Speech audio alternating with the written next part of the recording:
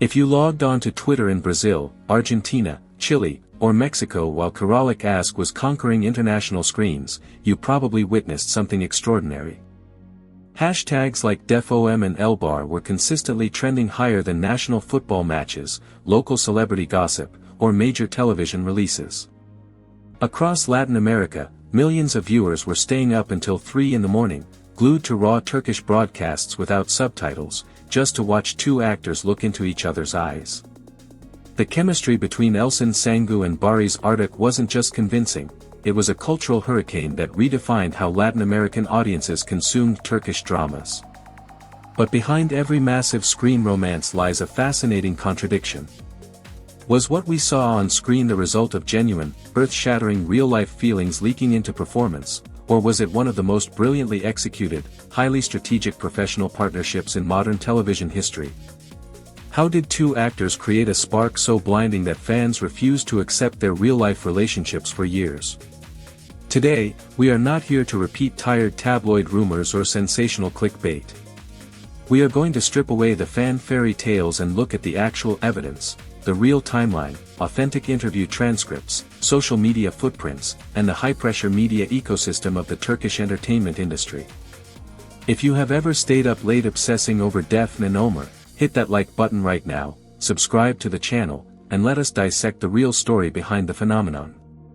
To understand why Latin America fell so hopelessly in love with Elçin and Barış, you have to look at the traditional DNA of Latin American telenovelas.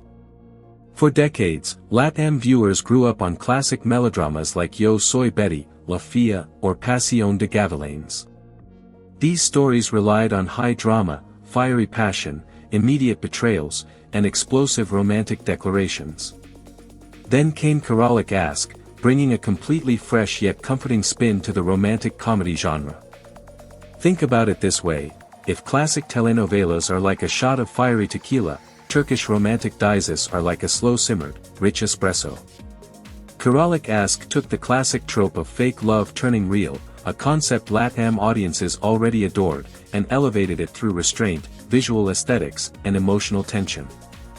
The dynamic between Defne, the raw, clumsy, fiercely loyal red-headed waitress, and Omer, the poised, disciplined, stoic shoe designer, was pure narrative gold.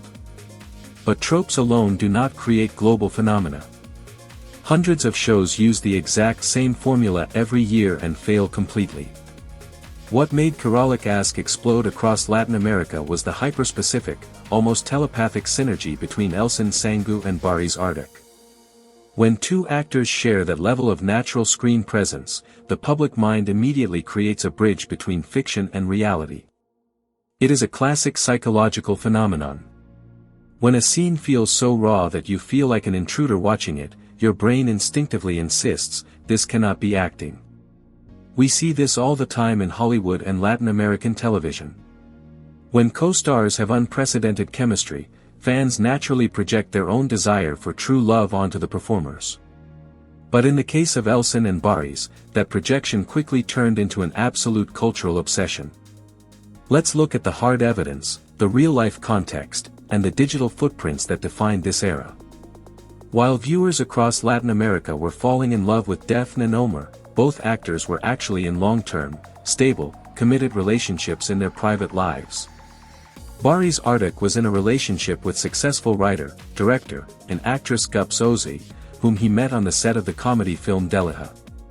Elçin Sangu was in a long-standing, quiet relationship with businessman Yunus Özdekin. In a normal world, audience members would separate the performance from the performer's private life. But 2015 and 2016 marked the absolute golden age of social media fan culture.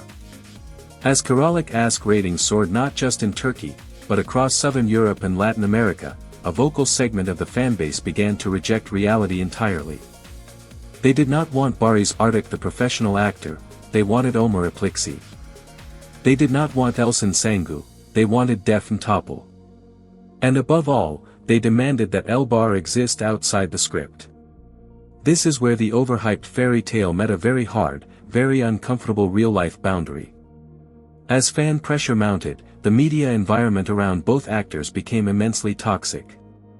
Fans began leaving thousands of hostile comments on Gups Ozui's personal social media pages, accusing her of standing in the way of true love.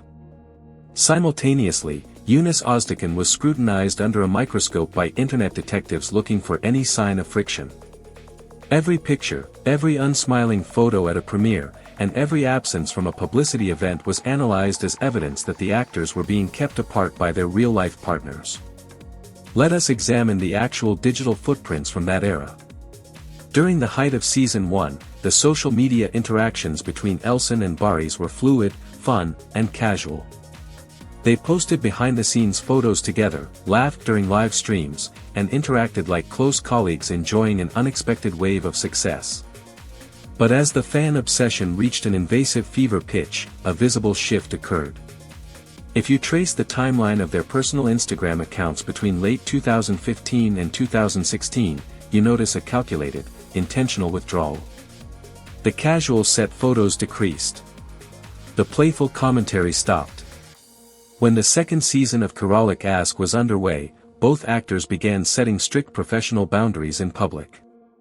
In multiple Turkish press interviews, when journalists inevitably pushed the forbidden question asking if there was ever a real romantic spark, Barış Arduç explicitly stated that they were great business partners who respected each other immensely, emphasizing that professional harmony requires trust, not personal romance. Elçin Sangu similarly reiterated in interviews that their chemistry worked precisely because they were great friends who knew how to push each other's performance limits without blurring personal lines. Yet, despite these clear statements, the media machine and the production companies knew exactly what they had in their hands. And this brings us to the balanced perspective of how the industry works. Why did the producers push this narrative, and how did the actors navigate it? In the television industry, especially when exporting content to passionate international markets like Latin America, chemistry is currency. The network, production company, and PR teams had every financial incentive to feed the mystery. They did not outright lie, but they certainly capitalized on the visual poetry of Elçin and Barış. Promos were designed around their gaze, magazine covers paired them in intimate, high-fashion poses, and award shows positioned them side by side. Think about the reunion project in 2017, the romantic comedy film Mutluluk Zamanı, translated as Time of Happiness. Why did this movie happen? Because the demand from fans in Turkey, the Middle East, and Latin America was so overwhelmingly massive that producers knew putting Elçin and Barış together on the big screen was guaranteed box office magic. They reunited on set just a short period after Kiralık Aşk ended. However, if you analyze Mutluluk Zamanı with an analytical lens, you can see the fascinating shift in their professional dynamic. The movie was charming, visually beautiful, and showcased their undeniable comic timing. But it was also clear that both actors were acutely aware of the microscope they were under. By this point, they had mastered the art of delivering electric performance on camera while keeping an impenetrable steel wall around their private lives. Here is what nobody talked about at the time: maintaining that level of intense screen intimacy while your real personal life is under constant siege by tabloids requires unbelievable discipline. Imagine going to work every single day, spending 14 hours in an emotional soundstage pretending to be passionately in love with your co-star, knowing that the moment cut is called, paparazzi are waiting outside to photograph who picks you up from the set. Imagine knowing that every time you smile at your colleague, a fan account in Argentina or Brazil will write a 10-page thread analyzing your body language as proof of secret love. That is not a fairy tale, that is an intense, high-pressure workplace environment. When you look at it from that perspective, your appreciation for Elçin Sangu and Barış Arduç actually deepens. Rather than romanticizing a non-existent secret affair, we ought to recognize their extraordinary professional talent. They gave performances so authentic, so emotionally rich, and so visually captivating that they convinced millions of people across different languages and continents that their love story was real. Let us be honest about why this specific story hit Latin America with such force. Latin American audiences are uniquely cultured when it comes to visual storytelling.